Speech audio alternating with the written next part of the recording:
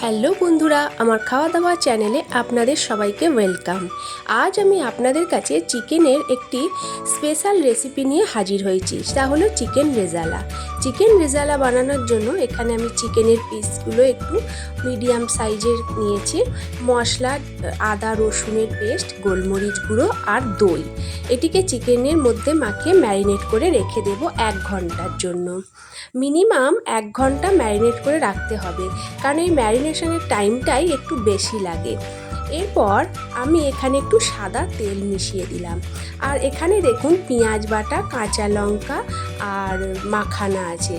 গোটা গরম মশলা কিছু নেওয়া হয়েছে।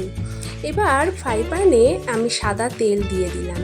সাদা তেলটা গরম হয়ে উঠলে তার মধ্যে আমি 1 চামচ ঘি দিলাম।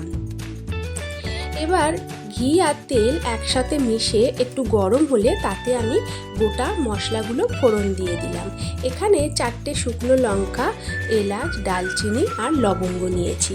এবার এগুলোকে আমি একটু হালকা করে ভাজা ভাজা করে নেব।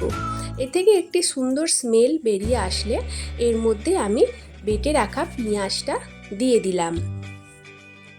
এবার পেঁয়াজ বাটাটা আমি ভালো করে গোল্ডেন কালারের আসবে সেরকমভাবে কষে নিলাম।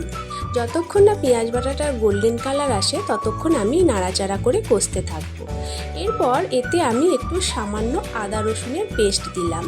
আমার ম্যারিনেট করা চিকেনের মধ্যেও আদা রসুন পেস্ট দেওয়া আছে, তাই অল্প দিলাম। এরপর সেটিকে আবারও ভালো করে নাড়াচাড়া করে নিয়ে ম্যারিনেট করে রাখা চিকেনটা দিয়ে দিলাম। চিকেনটা ম্যারিনেট করে রাখার জন্য এখানে অল্প সময় লাগে রেডি হতে, কারণ ম্যারিনেশনটাই আমার টাইম লেগেছে 1 ঘন্টা। তাই চিকেন রেজালাটা বানাতে আমার বেশিক্ষণ টাইম লাগবে না, কারণ চিকেনটা অলরেডি নরম হয়েই যায়, তাড়াতাড়ি সেদ্ধও হয়ে যায়। এবার আমি এটিকে ঢাকনা দিয়ে মিডিয়াম আঁচে ভালো করে নাড়াচাড়া করে করে এটিকে কষতে থাকবো। তবে এটি বেশি নাড়াচাড়া করার প্রয়োজন নেই। অল্প অল্প আলতু হাতে নেড়ে চেড়ে ঢাকনা দিয়ে দিয়ে এটিকে কষতে থাকবো। যতক্ষণ না রেজালার গ্রেভির মধ্যে থেকে তেল ছেড়ে আসছে ততক্ষণ আমি এটি কষতে থাকবো। এরপর দেখুন আমার মশলাটা ভালো করে কষা হয়ে গেছে। এর মধ্যে আমি বেটে রাখা কাজু আর পোস্তটা দিয়ে দিলাম।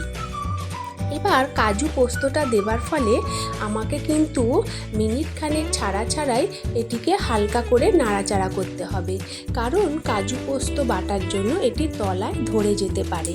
তাই এটিকে বারে বারে একটু নেড়ে চেড়ে নিতে হবে। দেখুন আমি এটি ভালো করে নাড়াচাড়া করে আবারও কিছুক্ষণের জন্য ঢাকনা দিয়ে রেখে দেব।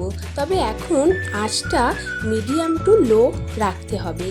এরপর আমি মাখানাগুলো দিয়ে দিলাম। মাখানাটা দিলে একদম রেজালার রেস্টুরেন্টের স্বাদ আসবে। দেখুন এখানে মাখানাটা অপশনাল, আপনারা দিতেও পারেন নাও পারেন, তবে মাখানা দিলে রেস্টুরেন্টের স্বাদ আসে। তবে বন্ধুরা, আমার এই ভিডিওটা আপনারা কে কোথা থেকে দেখছেন অবশ্যই কমেন্ট করে জানাবেন। আর এখানে দেখুন আমার রেজালা রেডি। এর মধ্যে আমি হালকা করে 1 চামচ কেওড়া জল ছড়িয়ে দিলাম। কেওড়া জলটা দেবার ফলে রেজালার মধ্যে থেকে একটা সুন্দর স্মেল আসবে, যেটা আপনি রেস্টুরেন্টে রেজালা খেতে গেলে এই স্মেলটা পাবেন। এরপর আমি এতে ওপর থেকে একটু গরম মশলার গুঁড়ো ছড়িয়ে দেব। দিয়ে আবার এটিকে কিছুক্ষণের জন্য আমি ঢাকনা দিয়ে লো আঁচে রেখে দেব। তারপরই ব্যাস আমার রেজালা রেডি। এটিকে আপনি তন্দুরি রুটি, পরোটা, লুচি, রুমালি রুটি, ফ্রায়েড রাইসের সাথে সার্ভ করতে পারেন। খুবই খেতে অসাধারণ হয়।